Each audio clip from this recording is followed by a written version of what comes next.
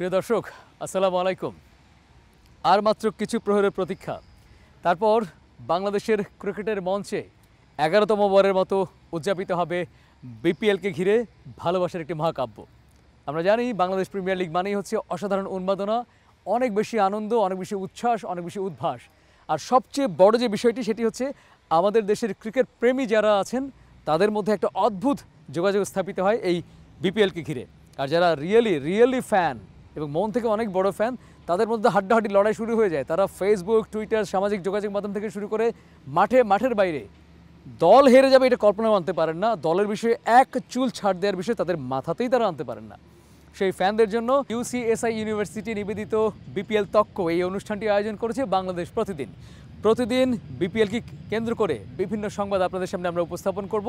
আর বিপিএলকে ঘিরে বিপিএলের ফ্র্যাঞ্চাইজি দলগুলোর ফ্যানদের ভাবনা কি, জয়ের জন্য তারা কতটা উদ্গ্রীব, তাদের স্ট্র্যাটেজি কি, দলের কাছে তারা কি প্রত্যাশা করছে, কিংবা টিম ম্যানেজমেন্ট দলকে যেভাবে পরিচালনা করছে তাতে তাদের কোনো পরামর্শ আছে কিনা, এই সব বিষয়গুলো আপনাদের জানাবো বাংলাদেশ প্রতিদিনের এই বিশেষ আয়োজনের মধ্য দিয়ে।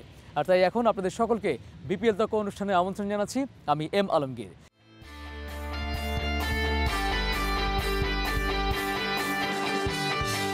আমাদের এই মঞ্চে হাজির হয়ে গেছেন, আমরা এখন রয়েছি বসুন্ধরা কিংস এরিনাতে।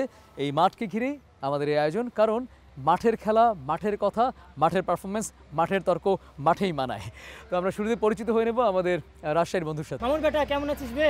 আমি রাজশাহী থেকে সাইমন সাপোর্ট করছি দুর্বার রাজশাহীকে। কলজাওয়ালা মানু মোরা নদীর দেশের জানু পোলা মগো বরিশাল, মগো দেশে বইয়া গেছে এক্সের নদী খাল, বনু বরিশাল বরিশাল মগো বরিশাল, মগো দেশে বইয়া গেছে এক্সের নদী খাল। তো এর মধ্যেই জানিয়ে ফেলাইছেন যে মুই কোন দল সাপোর্ট করতে আইছি। মুই আইছি বরিশাল হইতে ফরচুন বরিশালকে সাপোর্ট করতে। মোর নাম সিরাজুল ইসলাম তাই। আমরা ফরচুন বরিশাল এবং দুর্বার রাজশাহী দুজন ফ্যানের সাথে পরিচিত হলাম। তাদের আরেকটি পরিচয় আছে, তারা হচ্ছে বাংলাদেশ শুধু নয় দক্ষিণ এশিয়ার সবচেয়ে বড় বিতর্ক সংগঠন ন্যাশনাল ডিবেট ফেডারেশন বাংলাদেশ বা এনডিবিডির সদস্য।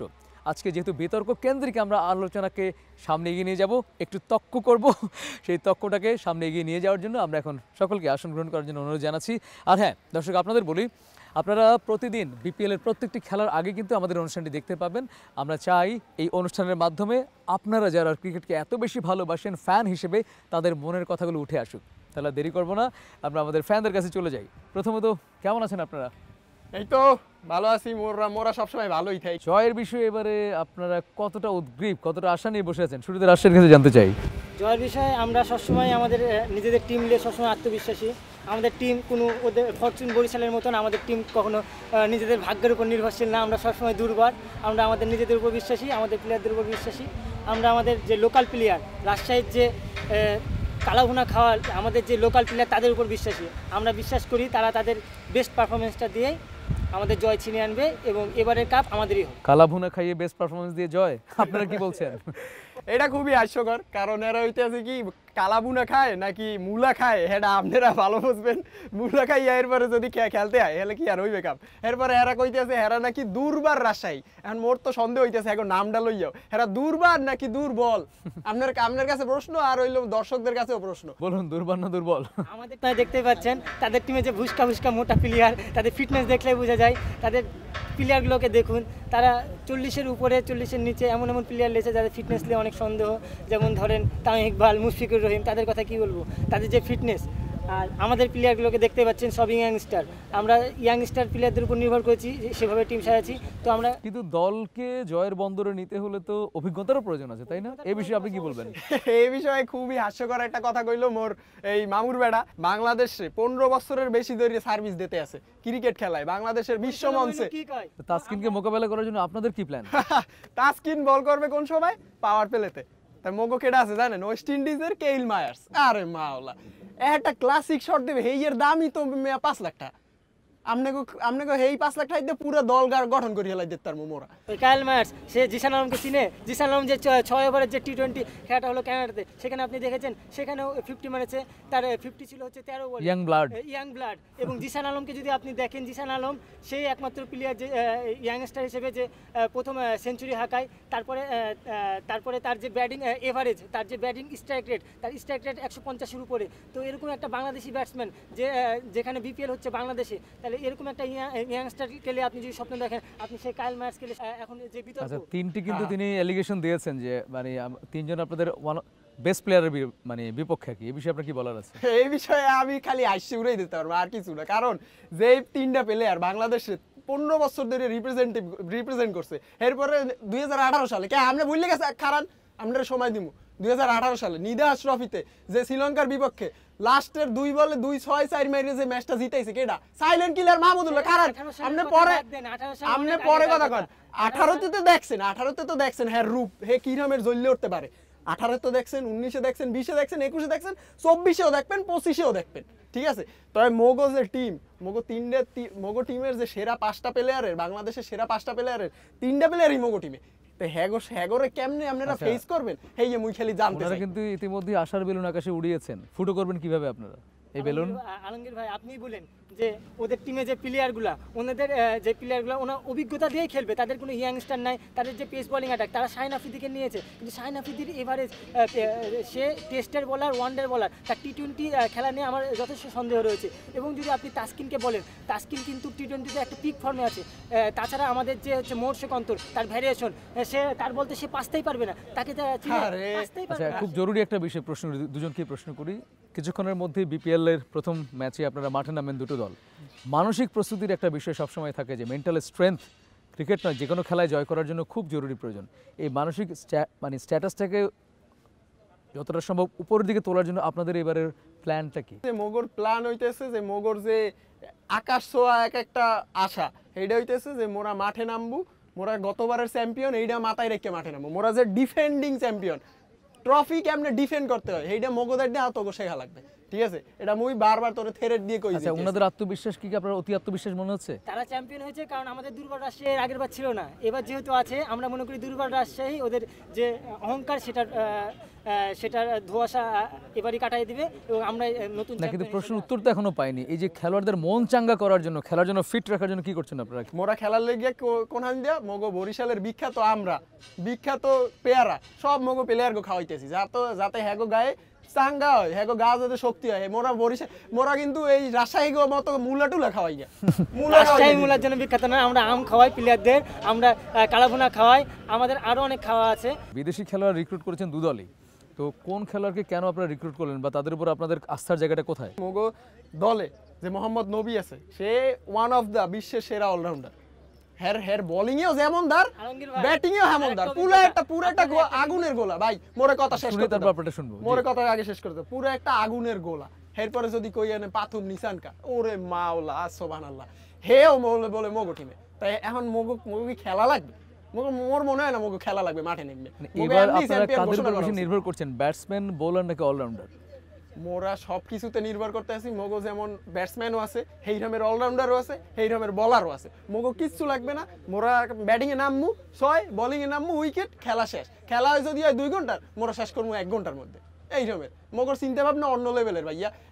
আর একটা জিনিস মুই বললে রাখি, প্রত্যেক বছরই তো বিপিএল এ প্রত্যেক বছর এক দুধবার টিম থাকে। এই দুধবার টিম কারা জানেন?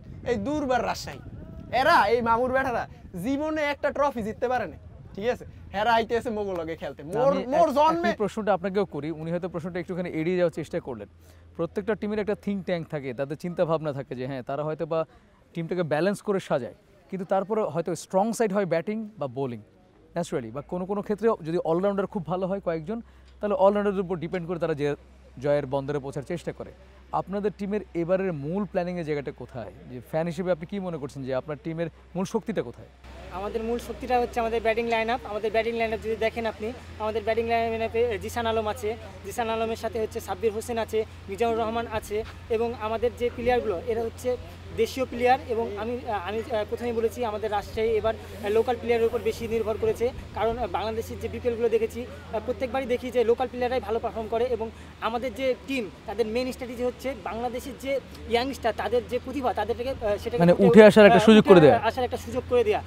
বিপিএল কিন্তু হয় এই কারণেই, তাদের মূল উদ্দেশ্য থাকে যে নতুন নতুন প্লেয়ার, মেহরাব হোসেন ওয়াইন আছে, সে একটা আন্ডার-19 প্লেয়ার, আমাদের হাসান মুরাদ আছে, সে একটা লেফট আর্ম স্পিন বোলার। আমরা চাই এরা ন্যাশনাল টিমকে ডমিনেট করুক, এরা ফিউচার স্টার, এদেরকে যদি আমরা সুযোগ না দিই, তারা যে সুযোগ দিচ্ছে, তারা যাদেরকে সুযোগ দিচ্ছে তাদের কিন্তু কোনো ফিউচার নাই। প্রিয় দর্শক, আমরা দুর্বার রাজশাহী এবং ফরচুন বরিশালে দুজন ফ্যানের সাথে কথা বলছি। আমরা প্রতিদিন চেষ্টা করব যতটা সম্ভব আমাদের পক্ষে এই ফ্যানদের কথাগুলো আপনাদের কাছে পৌঁছে দেওয়ার জন্য, অন্তত খেলা শুরু হওয়ার অনেকক্ষণ আগেই। আজকে আমরা এই দ্বৈরথ দেখছিলাম কথার তক্কযুদ্ধ। তো এই তক্কটা আসলে কতটা আমাদের জন্য ভবিষ্যতের আশা জায়গা নিয়ে হতে পারে, বা যারা তাদের টিমের সাপোর্টার তাদের জন্য কতটা আশার বেলুন আকাশে ওঠাতে পারে, সেটি তারা দুজন মিলে প্রমাণ করার চেষ্টা করছেন। কেউ কাউকে এক চুল ছাড় দিচ্ছেন। ওই যে বলে না, বিনা যুদ্ধে নাহি দেব সুচাগ্র মোদিনী, এই অবস্থা দাঁড়িয়েছে। তো ঠিক আছে, আমরা কথার ভুবন থেকে আবার একটুখানি চলে আসি সত্যিকারের পারফরমেন্সের ভুবনে। আপনারা এবারে কার পারফরমেন্স বেশি দেখার জন্য উদ্গ্রীব হয়ে আছেন? প্রথমে বরিশালের কাছে যাই। মোরা সবসময় মগো যে তামিম ইকবাল হ্যাঁ পারফরমেন্স দেখার লেগে মোরা সব বাংলাদেশে যত ফ্যান আছে, বাংলাদেশে কিন্তু মনে করেন বিপিএল যে 7টা টিম হয়, ঠিক আছে, এই 7টা টিমের সবাই কিন্তু মোটামুটি অন্তরস্থল থেকে কিন্তু তামিম ইকবাল, এরপরে মুশফিকুর রহিম, এরপরে হইলো মাহমুদুল্লাহ রিয়াদ, হ্যাঁ কিন্তু পাগলা ভক্ত।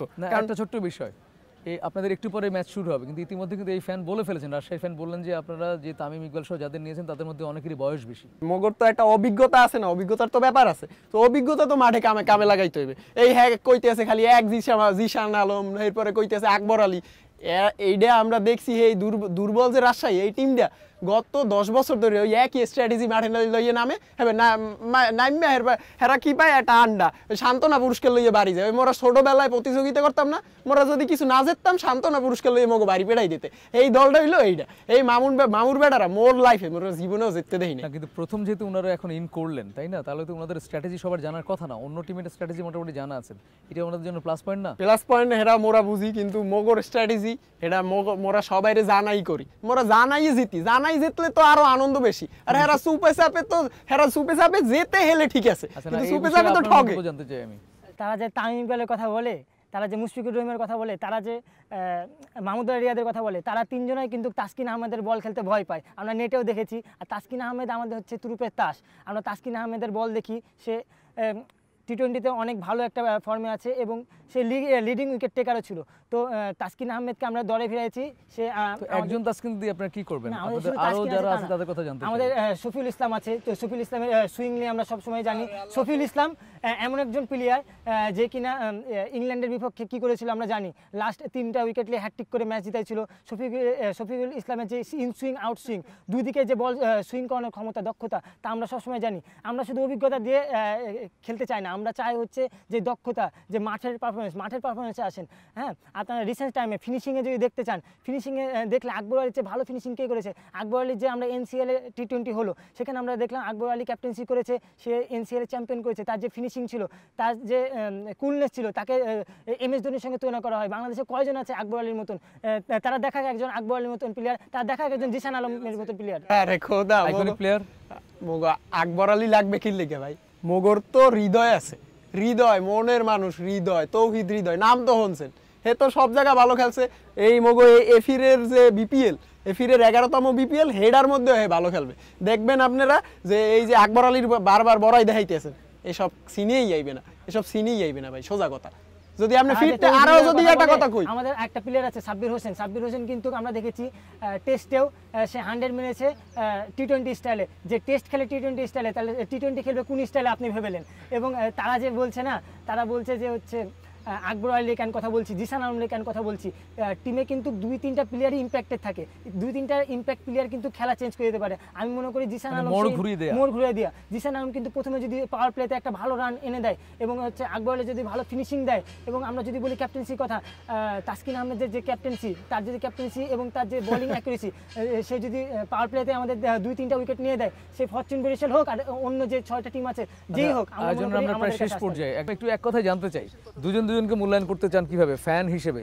মানে আপনারা আসলে কে গ্রেট ফ্যান? মুই প্রথমে কইতে চাই, অবশ্যই আমি মুই আগে কইতে চাই মুই গ্যারেট কেন মুই আগে কইতে চাই। সেটা আপনার একটু লঞ্চে সুযোগ দিতে লঞ্চে হইবে। যাইবে। এই যে দেখেন হ্যার বরিশাল অবস্থা আমরা দেখেন লঞ্চে ক্যাঙ্গারু লঞ্চে যাইবে। দেখতেই দেখে ক্যাঙ্গারু আমার ক্যাঙ্গারু ক্যাঙ্গারু হ্যাঁ, বলে, দেখতেই ওই দেখে বরিশাল ক্যাঙ্গারু, আমরা হের লগে আর আমি কি ওরে কথা দেখে বলবো? আপনি বলেন হ্যাঁ, দেখতেই দেখে ক্যাঙ্গারু, হ্যার অবস্থা ওর যদি তো এই হয়, height তো অবস্থা পিলারের না, কি ওর অবস্থা team এর হইবে? player-রা কেমন এখন হবে? পিলারের ওর কি player তো অবস্থা কোনো হইবে? fitness ই এরা নাই। বল ধরতে ওরা তো চাইবে, খেলার চেয়ে আর বেশি- ঠ্যাং ভেঙে করতে পড়ে থাকবে? যাবে। ওরা থেকে খেলার চেয়ে বেশি বেশি তোর তোদের কথা ঠ্যাং ভেঙে নেই। রাখতে দিব যদি তুই অনুষ্ঠানে আছি তো বরিশাল আমরা যাও। এখন, তাই না? তুই ঠ্যাং মাঠে ভেঙে ভাই দাঁড়ায় রাখেন না। আপনার অনুষ্ঠান বাংলাদেশ অনুষ্ঠান। কাকে লাগবে, কাকে লাগবে, ভাই, তুই রাখেন জানিস আপনার না। অনুষ্ঠান। তুই তো দর্শক, পাঁচটাই হচ্ছে বাজে। অবস্থা। তুই তো তাসকিনের বিপিএল এর প্রত্যেকটি টিমের যারা ফ্যান, এই হচ্ছে তারা। মাঠের লড়াই কি হবে আমরা জানি না, কিন্তু কথার লড়াই কেউ কাউকে এক বিন্দু ছাড় দিচ্ছে না। এই হচ্ছে আসলে উন্মাদনা, এই হচ্ছে ভালোবাসা, এই হচ্ছে দলের প্রতি তাদের নিবেদিত প্রাণ মনোভাব। সে যাই হোক, এভাবেই তর্ক চলবে, এভাবেই ভালোবাসা থাকবে, এভাবেই ক্রিকেটের প্রতি আমাদের আরও বেশি উন্মাদনা তৈরি হবে। আর এজন্যই বাংলাদেশ প্রতিদিন পুরো বিপিএলকে ঘিরে আপনাদের সামনে উপস্থাপন করবে। বিপিএল এর খেলার ঠিক আগে আমাদের এই বিশেষ আয়োজনটি, যেটি উপহার দিচ্ছে UCSI ইউনিভার্সিটি, তাদের সৌজন্যে আমরা এই বিপিএল তক্ক নিয়ে প্রতিদিন আপনাদের সামনে প্রতিটি খেলার আগে হাজির হব। সেই শুভ প্রত্যাশায় আপনাদের সকলকে আবারও অনেক ভালোবাসা, অভিনন্দন জানিয়ে আমি এম আলমগীর বিদায় নিচ্ছি। তবে অবশ্যই ক্রিকেট যেন আমাদের হৃদয় থেকে কখনোই বিদায় না নেই। ক্রিকেট ছিল, ক্রিকেট আছে, ক্রিকেট থাকবে। জয় হোক ক্রিকেট, জয় হোক বাংলাদেশের খেলাধুলার জগতের। এই শুভ প্রত্যয়ে বিদায় নিচ্ছি। ভালো থাকবেন সবাই, অনেক ভালো।